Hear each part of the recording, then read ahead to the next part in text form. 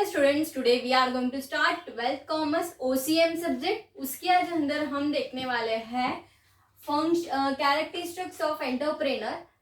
Entrepreneur का ऊपर हमारा ये जो चैप्टर है पूरा टोटल ही, इसमें हमारा एंटरप्रेनर में दो क्वेश्चंस है।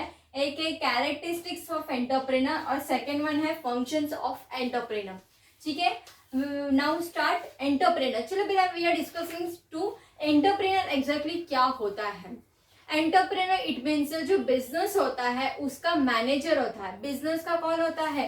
ओनर होता है। जो प्रोड्यूस करता है बिजनेस, जो प्रोड्यूसर हम बोलते हैं, मार्केटिंग करता है, जो शेयर होल्डर होता है। जैसे कि हम लोग कोई भी बिजनेस स्टार्ट कर रहे हैं तो एक ओनर रहता है, उसका हम लोग बोलते हैं ना, एक प्रोप्राइटर रहता है, दैट इज कॉल्ड, उसको हम लोग बोलते हैं एंटरप्रेनर। मतलब जो भी बिजनेस में हैंडल करता है, इन्वेस्टमेंट करता है as a capital single person, that is called, उसको हम लोग बोलते हैं एंटरप्रेनर। ठीक है, तो एंटरप्रेनर अलग अलग टाइप्स के, डिफरेंट टाइप्स के वेज में होते हैं। जैसे कि अभी कोई बिजनेस स्टार्ट कर रहा है वो, तो उसका बिजनेस का वो प्रोप्राइटर हो गया, राइट ना।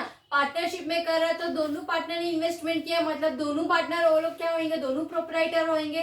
तो सबका वे अलग अलग होता है, कौन से इसमें वो लोग कौन से फील्ड में ओपन कर रहे हैं, या फिर सोल ट्रेडर में कर रहे हैं या फिर पार्टनरशिप फॉर्म में कर रहे हैं। क्लियर है?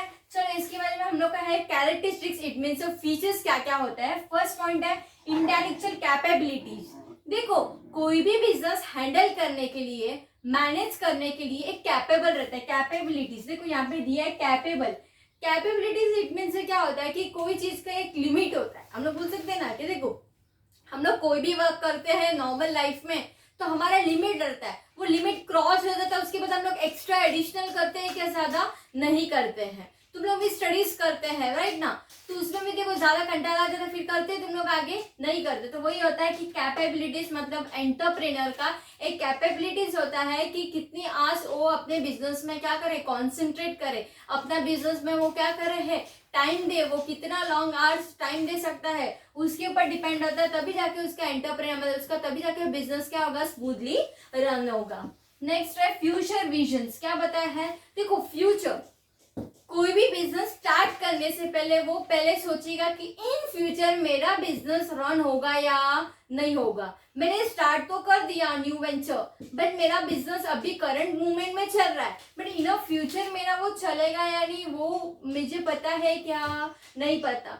तो वो और एवरीथिंग हम लोग देख के फिर हम लोग क्या करते हैं, डिसीजंस लेते हैं। जब हम लोग ने फ्यूचर विजन्स में नॉर्मली हमने क्या किया है, प्रॉपरली सेट आउट नहीं किया हमने, चलो बिजनेस करना था, ओपन कर दिया, बट वो मेरा इन फ्यूचर में मेरे को बेनिफिट है क्या नहीं, इन फ्यूचर में मेरा वो बिजनेस रन होगा क्या नहीं, उसमें मेरा सक्सेसफुल होगा क्या नहीं बिजनेस, वो सब हम लोग क्या करते हैं, देख के फिर हम लोग क्या करते हैं, डिसीजंस लेते हैं। थर्ड है हार्ड वर्क। देखो, कोई भी बिजनेस में हार्ड वर्क के बिना हम लोग का बिजनेस होता है क्या? पॉसिबल है क्या? वो चीज नहीं है, because hard work is a compulsory for business part. देखो, बिजनेस में हार्ड वर्क नहीं करेंगे हम लोग, खाली सोचेंगे कि नहीं हम बैठेंगे, कस्टमर आएगा, दे देंगे, बस हमारा काम हो गया, नहीं, पॉसिबल ही नहीं है। बिजनेस में हर स्किल हम लोग को, हर एक्टिविटीज सब क्या करना पड़ता है, मैनेज करना पड़ता है। जो एंटरप्रेनर है उसको ही सब मैनेज करना पड़ता है। बिकॉज क्या होता है कि देखो, हार्ड वर्क नहीं करेंगे हम लोग प्रॉपरली तो हमारे बिजनेस में प्रॉपरली सक्सेसफुल होंगे क्या? हम लोग नहीं होंगे। सेकेंड थिंग, और क्या होगा, प्रॉफिट मिलेगा हम लोग को अच्छे से? नहीं मिलेगा। जो हम लोग का बिजनेस में आउटपुट, जो हम लोग बोलते हैं सेल, जो मैक्सिमम प्रोडक्शन, जो हमारा प्रोडक्ट है वो सेल होगा क्या? नहीं होगा। क्यों ये सब रीजंस आएंगे? बिकॉज हमने हार्ड वर्क किया क्या? नहीं किया। जब अच्छे से हार्ड वर्क करेंगे तभी जाके हमारे बिजनेस में क्या मिलेगा, रिजल्ट मिलेगा, तभी जाके बिजनेस में हम लोग को प्रॉफिट मिलेगा, तभी हम जाके हमारा बिजनेस सक्सेस होगा, नहीं तो अदरवाइज सक्सेस होगा क्या? नहीं होगा। हम लोग लॉन्ग आवर्स टाइम देंगे, फुल्ली हम लोग कॉन्सेंट्रेट मेहनत करेंगे तो प्रॉपरली रिजल्ट आएगा। नेक्स्ट है टेक्निकल नॉलेज। क्या बताया है टेक्निकल नॉलेज में कि कोई भी बिजनेस में हम लोग को प्रॉपरली नॉलेज रहना जरूरी है। नॉलेज नहीं है, विदाउट नॉलेज हम काम करेंगे तो चलेगा क्या? कोई भी बिजनेस नहीं चलेगा। देखो, मैंने अभी बिजनेस स्टार्ट किया है मस्त, एक कंस्ट्रक्शन का, जो कंस्ट्रक्शन का, टेक्सटाइल का मैंने एक नाउ स्टार्ट किया बिजनेस। मुझे कोई भी नॉलेज नहीं है वो बिजनेस में, तो भी मैंने स्टार्ट तो कर दिया, मैंने कैपिटल इन्वेस्टमेंट करके मैंने स्टार्ट तो कर दिया। तो मेरा बिजनेस रन होगा क्या? नहीं होगा, बिकॉज मुझे कोई नॉलेज नहीं है, मुझे कोई एक्सपीरियंस नहीं है, कोई स्किल नहीं है। तो मैं बिजनेस मेरा सेटअप करके मेरा रन होगा नो डाउट, बट थोड़ा सा क्या होगा, डिफिकल्टीज होगा, फेस करना पड़ेगा। जब कोई बिजनेस स्टार्ट कर रहा है तो उसको फर्स्ट एंड फॉर क्या रहना चाहिए? नॉलेज रहना चाहिए, एक्सपीरियंस रहना चाहिए। जब उसको कुछ पता ही नहीं है वो बिजनेस के प्रोडक्ट के बारे में, तो वो कैसे कस्टमर्स को सेल करेगा? होगा क्या पॉसिबल? जब कस्टमर उसको क्वायरीज करेगा, वो क्वेश्चंस करेगा प्रोडक्ट के बारे में, क्या क्या है यूज, उसका क्या बेनिफिट है, बट उसको जबकि सेलर को ही पता नहीं है, एंटरप्रेनर को ही पता नहीं है, तो वो कर सकता है क्या? वो बिजनेस नहीं कर सकता है। नेक्स्ट है कम्युनिकेशन स्किल। देखो कम्युनिकेशन इट मीन्स है जो हम लोग गोसिप्स करते हैं, जो हम लोग बोल सकते हैं कि हम लोग बायर एंड सेलर जो आते हैं, सेलर जब होगा, जब एंटरप्रेनर को कम्युनिकेशन स्किल आता ही नहीं है प्रॉपरली, जब वो क्लाइंट आ रहा है आपके बिजनेस में, जब हम लोग का कम्युनिकेशन प्रॉपर नहीं है, तो बिजनेस होगा क्या? नहीं होगा। देखो हम लोग आपको भी पता रहेगा, हम अभी जर्नली लाइफ में हम लोग मैनी शॉप्स हम लोग विजिट करते हैं, हम लोग हर एक शॉप पे जाते हैं। देखो यस मैम क्या चाहिए आपको, एकदम रिस्पेक्टफुली लैंग्वेज यूज करते हैं। ऐसा बोला क्या चाहिए, नहीं है जा, ऐसा कोई वर्ड यूज किया तो अपन क्या करेंगे? गिल्टी फील होगा, अपन वो बिजनेस में जल्दी से इंटरेस्ट आएगा, कोई परचेस करने के लिए नहीं होगा। तो मेन स्किल होता है कम्युनिकेशन, जो आप कैसे बात कर रहे हो, सामने वाले से कैसे आप प्रेजेंटेशन दे रहे हो, कितना उनको रिस्पेक्ट दे रहे हो, कैसे तुम लोग किस वे में बात कर रहे हो, कितना आप जो अपन फेस प्रैक्टिकल अपने जो एक्सप्रेशन होते हैं वो कैसे दे रहे हो, all everything are to be compulsory in a part of a business. ये सब हमारा प्रॉपर रहना चाहिए, नहीं तो पता चला हम सिर्फ बात करें, सामने वाले को कोई लैंग्वेज अपना समझ में नहीं आ रहा है, तो वो अपना कस्टमर बन के नेक्स्ट टाइम आएगा कि अपने बिजनेस में नहीं होगा। क्लियर है? नेक्स्ट है रिस्क बियरिंग कैपेसिटी। देखो risk bearing capacity it mean से क्या होता है? रिस्क, ये बिजनेस है, बिजनेस में विदाउट रिस्क हम लोग बिजनेस कर सकते हैं क्या? नहीं, ये बिजनेस में रिस्क तो थोड़ा कंपलसरी होता ही है। देखो अभी मैंने दिवाली सीजन है, मैंने दिवाली का जो भी लगता है मटेरियल, जो हम लोग क्रैकर्स हो गए, अदरवाइज जो भी मटेरियल लगता है, मैंने इन्वेस्टमेंट किया था, ठीक है। और मैंने वो फिर क्या किया, मैंने जब दिवाली पीरियड आया तभी मैंने अच्छे से मस्त मैंने एकदम शो ऑफ किया और मैंने सेल किया। बट मैंने 100% में से मेरा 50% ही सेल हुआ, 50% सेल हुआ नहीं हुआ। लोगों ने नहीं लिया कि कुछ डिजाइन या कुछ कॉस्ट में डिफरेंट ही हुआ रहेगा, नहीं लिया, मेरा वो स्टॉक क्या हो गया? बच गया। तो मेरे लिए क्या हो गया? वो रिस्क हो गया। मतलब मेरा जो पैसा मैंने इन्वेस्टमेंट किया था वो प्रोडक्ट में, मेरा अमाउंट क्या हो गया? ब्लॉक हो गया। इट मीन से वो मेरा रिकवरी हुआ क्या? मेरा पैसा नहीं हुआ। तो वो ये कि मेरा रिस्क बेयरिंग कैपेसिटी, अपने पास बिजनेस करने के टाइम क्या रहना चाहिए?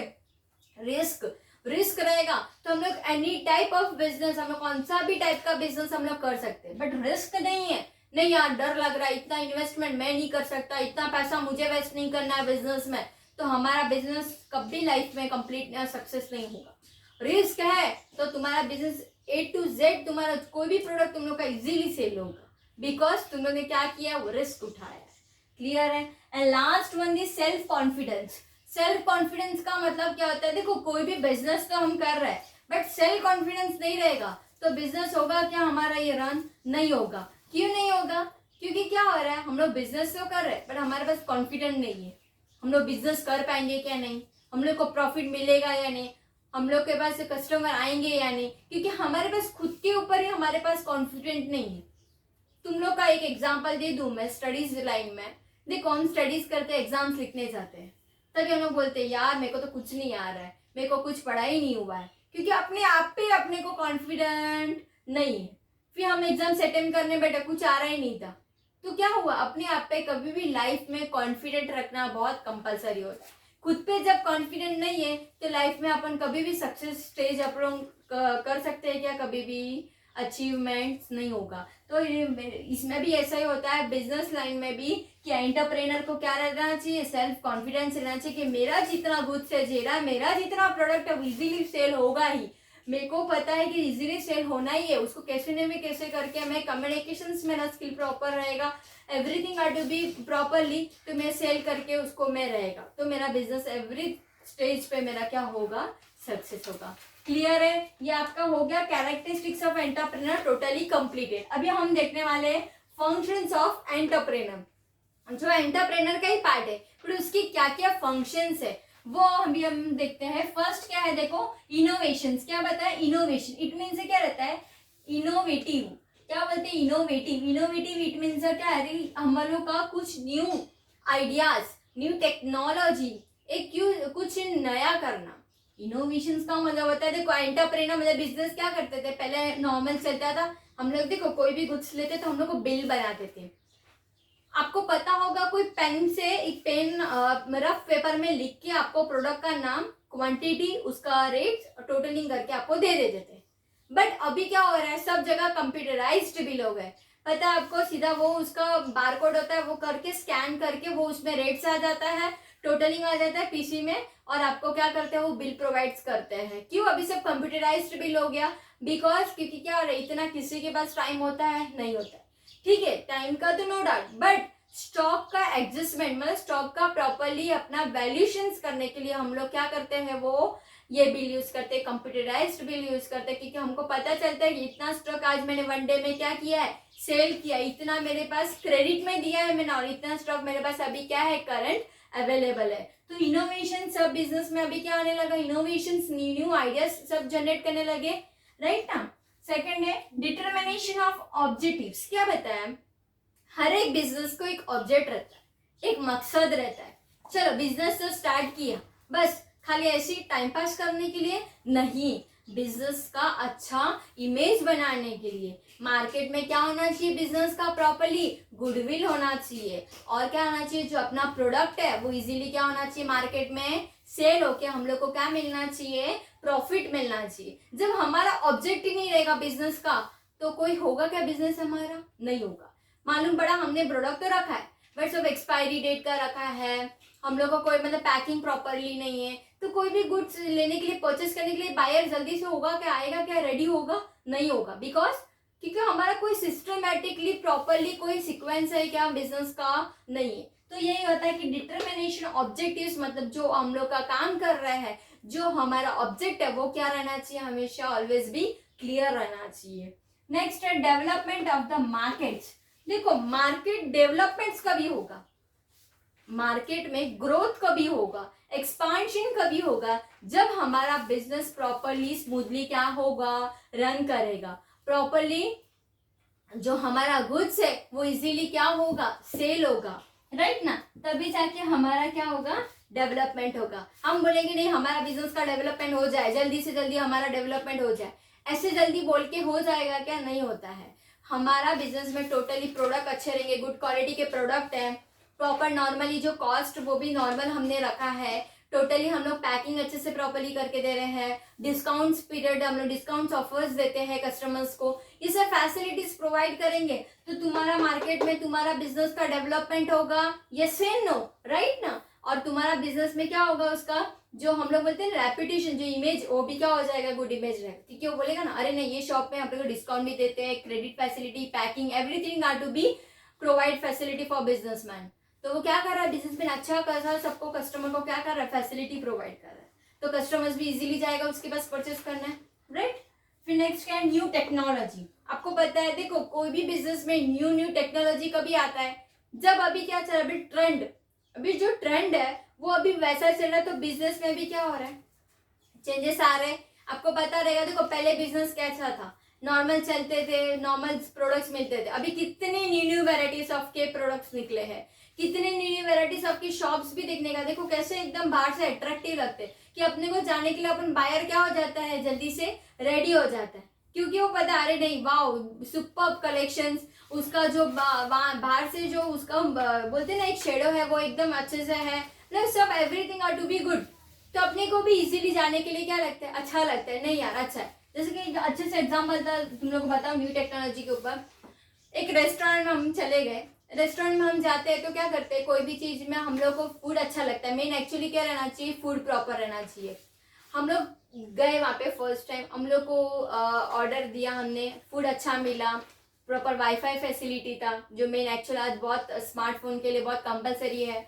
फिर प्रॉपरली वो लोग ने जो कॉस्ट था फूड का वो प्रॉपर रिजनेबल प्राइस में था, एसी सर्विसेज था, सब ऑल एवरीथिंग और प्रॉपरली सर्विस दिया, तो अपने को अच्छा लगेगा कि नहीं लगेगा? यस।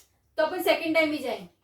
वापस सेकेंड टाइम गए तो वो लोग ने क्या बोला कि फर्स्ट टाइम तुम लोग आए थे, अच्छा खासा ऑर्डर दिया था, चलो आज आपको ऑफर मिलेगा, आज कुछ न्यू ईयर है, ऑफर है आपको। तो ये टेक्नोलॉजी, ये सब न्यू न्यू टेक्नोलॉजी की वजह से कस्टमर क्या होंगे, इजीली अट्रैक्ट होंगे, और अट्रैक्ट होंगे तो कस्टमर इजीली वो क्या करेगा, रेस्टोरेंट में क्या करेगा, आएगा, अपना क्या करेगा, वो सर्विस देगा।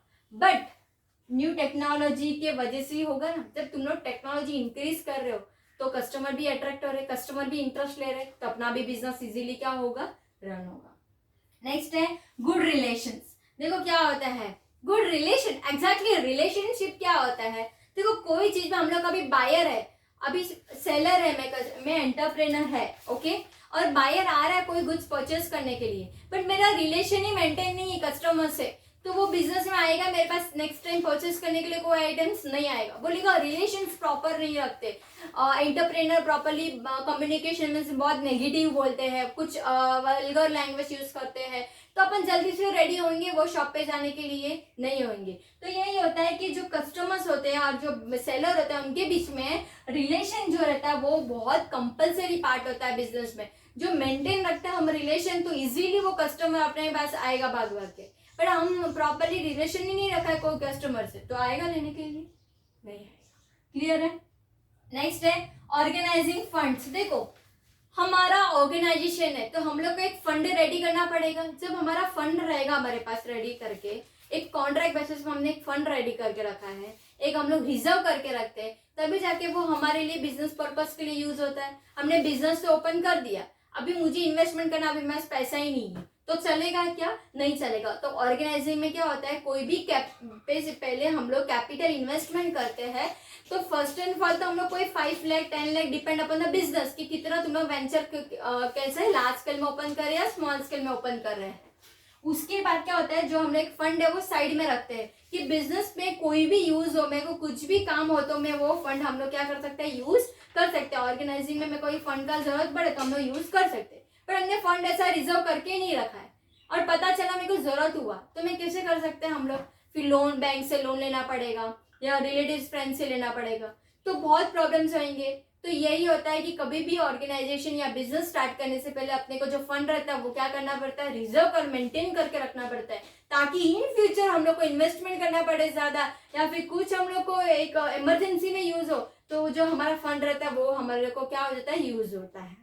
And last one, taking decisions. आपको पता होगा एंटरप्रेनर अभी सिंगल है, जब सिंगल प्रोप्राइटर है तो वो क्विकली डिसीजन ले लेगा क्योंकि वो ही है मैनेजर, तो जल्दी से डिसीजन ले लेगा। बट यही पार्टनरशिप फर्म में रहेगा तो थोड़ा सा स्लो हो जाएगा डिसीजन, बिकॉज दोनों को कंसल्ट करना पड़ेगा क्योंकि दोनों ने इन्वेस्टमेंट किया है। तो सिंगल प्रोप्राइटर जो एंटरप्रेनर रहेगा वो क्या करेगा, जल्दी से अपना जो भी डिसीजन लेगा, टेक अ डिसीजन, वो जल्दी से क्विकली ले लेगा। अपने बिजनेस में मुझे ये करना है, अपने बिजनेस में इतना मेरे को लाख का इन्वेस्टमेंट करना है, इतना प्रॉफिट शेयरिंग रेशियो मेरे को करना है, जो भी XYZ रहेगा वो अपना डिसीजन लेगा, बिकॉज वो क्या है, वो खुद ही एंटरप्रेनर है। क्लियर है? टोटल हमारी 2 क्वेश्चंस मैंने लिए, characteristics of entrepreneur and functions of entrepreneur. ये शॉर्टकट में ये क्वेश्चंस मोस्टली आते हैं, तो पहले एंटरप्रेनर का इंट्रोडक्शन लिख सकते हो और इसके बाद इजीली आप 7 पॉइंट्स एक्सप्लेन कर सकते हो। Okay, thank you.